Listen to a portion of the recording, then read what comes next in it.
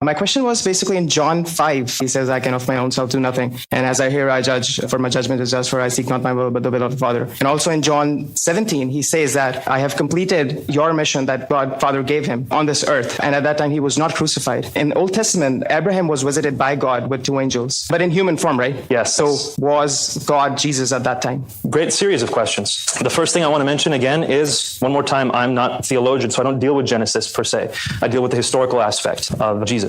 But I can look at what Genesis says, and I can't be sure. Are those 3 angels Jesus? Is one of them Jesus? Is it not? We can't be sure. Nothing is said. And I don't want to say that the Bible says something that it doesn't say, because that's a very dangerous thing. When it comes to the Gospel of John, though, I want to encourage you. The Quran and the Bible are not the same book, of course, but a lot of times we come to them exegetically as if they were. The Quran was not written like the Bible. How was it written? Muhammad would receive a revelation, or so the Islamic sources say, about 5 verses at a time he would relay to his scribes. The scribes would write them down, and that was one recitation. At the end, all of them were collected when he died. So it's very possible that one section of the Quran, one verse, has very little to do with the next verse, at least at face value. Bible's not like that. The Gospel of John 1:1 relates to John 21. It's all related. So you need to read the whole book before you try to pull a part out and exegete it. So we have to make sure when we read John 17, which you referred to, that we also read John 14, where in John 14, Jesus says, when I am gone, whatever you pray in my name, I will hear it and I will do it for you. Jesus is saying, when I'm gone, so he's not there. He can hear people's prayers, so he has to be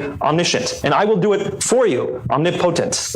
Right there, same discourse. We can't divorce the two. It's the same discussion. In the same way, we cannot leave out John chapter 1. The introduction of John's gospel is vitally important. John chapter 1, verse 1 through verse 18 is the prologue of John's gospel. What does it say? It says, in the beginning was the Word, and the Word was with God, and the Word was God. That means the Word should be understood to be the creator of this universe. And then it says in verse 14, the Word became flesh and dwelt among us, and we beheld his glory. He makes it clear this Word is Jesus. Any verse we take should be read in that light. Why is Jesus saying that I can of my own self do nothing when he's actually God himself? Exactly. Great question. The argument here is that the Jews are saying that you have a demon. You are not working with God, you're working against God. Jesus' response is here, look, if I can of my own will do nothing, except through the will of the Father. In other words, he doesn't have a separate will from the Father. Insofar as what he wants to see accomplished, what he wants to see done, he's not standing against his Father's will. So the point he's trying to make is, no, I'm not the devil. I'm not anti-God. I proclaim God. I do his works. I do these healings. I'm not against him. I'm with him. That's the point he's making. And we can read further into that and say, oh, he's not God. But if you do that, you're ignoring the context. You have to let the context speak.